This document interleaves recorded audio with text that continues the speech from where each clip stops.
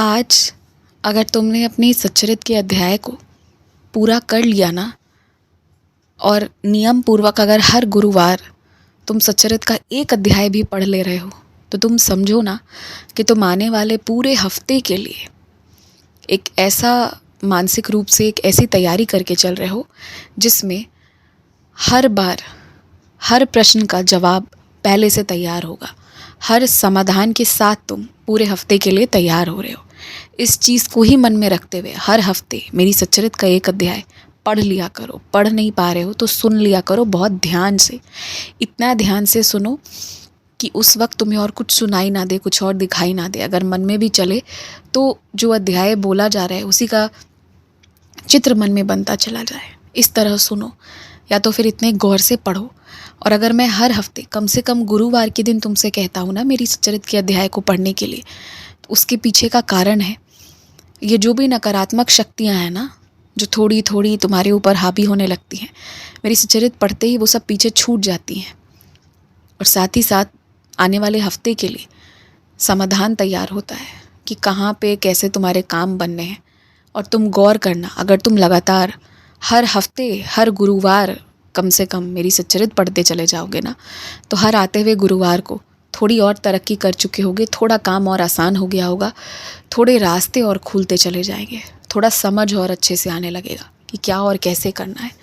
इसीलिए मैं तुमसे जिद करता हूँ कि और किसी दिन नहीं तो कम से कम गुरुवार के दिन तुम मेरी सच्चरित्र ज़रूर पढ़ लो। और घर पे भी बाकी दिन किसी को जिद करो या ना करो, गुरुवार के दिन जिद करके या तो मंदिर ले आया करो या मेरी सच्चरित्र पढ़वा दिया करो या पढ़ के सुना दिया करो। ये करना तुम्हारे लिए ज़रूरी है। और मैं जिस नकारात्मक चीज़ की बात कर रहा था, इसे हमेशा टोने टोटके से ही मत जोड़ना। नकारात्मक चीज़ों में ये भी आता है कि कई लोग सांसारिक चीज़ों के प्रति तुम्हें फंसाने लगते हैं तरह तरह की बातें करके। कई लोग तुमसे उधार मांगने चले आते हैं, तुम तंग हो जाते हो। कई लोग बेवजह तुमसे मिलने की, कहीं आने की, कहीं जाने की, कोई चीज़ की ज़िद पकड़ लेते हैं। तो ये सारी चीज़ों का भी एक अपना कह लो एक शक्ति होती है, एक ऊर्जा होता है। और ये अपनी शक्ति, एक नकारात्मकता तुम में जो बिठाते हैं ना, इसे हटाने के लिए मेरी सच्चरित्र को पढ़ना बहुत ज़रूरी है। तो यही मैं तुम्हें कहना चाहता हूँ कि सच्चरित्र ज़रूर पढ़ना और घर में भी पढ़वाना आज के दिन। और एक बात कहूँ मैं तुमसे, ये जो अलग अलग मंदिरों में कहीं से खोज के कहीं से कैसे करके दान करते रहते हो ना, क्या तुम कभी देखने जाते हो? क्या तुम्हें पूरी तसल्ली है, तुम्हें विश्वास है? और क्या ये करना ज़रूरी है? तुम जो अलग अलग जगहों पर जा जाकर थोड़ा दान करके आते हो, क्या इन्हीं पैसों को जोड़कर किसी एक गरीब परिवार को, किसी एक मेहनती परिवार को जिसे ज़रूरत है, उसे 1 महीने का राशन नहीं दे सकते क्या तुम? अगर तुम वो राशन दे दोगे तो हर जगह चढ़ने वाले प्रसाद, हर जगह बंटने वाले भंडारे के से ज़्यादा बल्कि तुम्हें पुण्य मिलेगा। और सबसे बड़ी बात है, ये काम तुम अपने आँखों के सामने अपने से करोगे, पूरी तसल्ली रहेगी तुम्हें कि ठीक ठीक हुआ है, क्योंकि तुम खुद करोगे। और जब अच्छा काम व्यक्ति खुद करता है ना, तो एक आंतरिक सुख की प्राप्ति होती है। वो बस कहीं पैसा भेज देने से नहीं मिल सकता। ये बात तुम्हें समझना चाहिए। जिस आंतरिक सुख के लिए तड़पते हो और कभी कभी उसका एहसास होता है ना, ज़रा दान करके देखना तुम किस आंतरिक सुख का तुम अनुभव करोगे। जिसके लिए तुम तड़प रहे थे ना, तुम्हारी आत्मा खुश हो उठेगी। इसीलिए खुद से दान करो।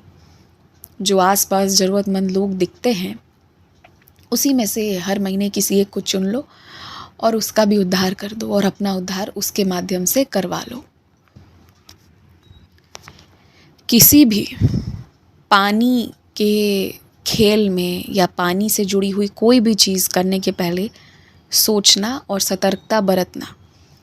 नौका विहार अगर आवश्यकता है जिसमें तुम्हें नौका से ही जाना है तो वो अलग बात है। जहाँ चीज़ें ज़रूरी हैं वहाँ की बात बहुत अलग है। जहाँ कोई विकल्प नहीं है वो बहुत अलग बात हो गई। लेकिन जहाँ ज़रूरी नहीं है, जहाँ शौक में, खुशी में जो भी नौका विहार करने का सोच रहे हो, वो तुम मत करना। मेरी तरफ से अनुमति नहीं है। और जब तक तुम्हें ठीक से तैरना नहीं आता है, तुम्हें उस कला के बारे में नहीं पता है, तो उस पानी की गहराई को जिसे तुम नाप नहीं सकते, जिस पर तुम एक पल के लिए टिक नहीं सकते, उसके ऊपर नौका विहार करने मत जाना। पहले तैरना सीखो, फिर जाना। और मेरी इस बात को ना तुम मानना। देखो, ऐसा नहीं है कि कोई अपशकुन या कोई अनहोनी होने वाली है या कोई अनहोनी हो ही जाएगी, लेकिन तुम पूरी तरह से खुश नहीं हो पाओगे। अगर एक पल भी उस बीच पानी में तुम्हें डर लगेगा ना, तो तुम पूरी यात्रा डरते हुए करोगे। और जो तनाव को तुम महसूस करोगे ना, उससे निकलने में तुम्हें 1-2 दिन लग जाएगा। और वहीं अगर तुम्हें तैरना आए और उसके बाद अगर तुम नौका विहार कर रहे हो, तो तुम खुशी से कर सकते हो। थोड़ी भी कोई चीज़ इधर से उधर होगी तो तुम्हें पता है कि तुम्हें कैसे जीवित बचना है। और मैं तुमसे एक बात आज कहता हूँ कि प्रकृति से प्रेम करना चाहिए, बहुत प्रेम करना चाहिए, प्रकृति का सम्मान भी करना चाहिए। और अगर किसी चीज़ से डर लगता है ना, प्राकृतिक चीज़ से भी, तो उसे कबूलने में शर्माना नहीं चाहिए। अगर डर लगता है तो लगता है, उस डर पर कैसे काम करना है इस पर चिंतन करो, शर्माओ मत। और किसी भी मित्र के या किसी के भी कहने पर मत जाओ। जो तुम्हें सही लगता है, जो तुम्हें लगता है कि तुम्हारे लिए जो चीज़ एकदम ठीक है, जिसमें कोई खतरा नहीं है, वही करो। हमेशा इस चीज़ का ध्यान दो, खतरनाक चीज़ों को मत चुनो। क्योंकि तुम्हारे जीवन में बहुत चीज़ें हैं करने के लिए, जो तुम्हें करना है।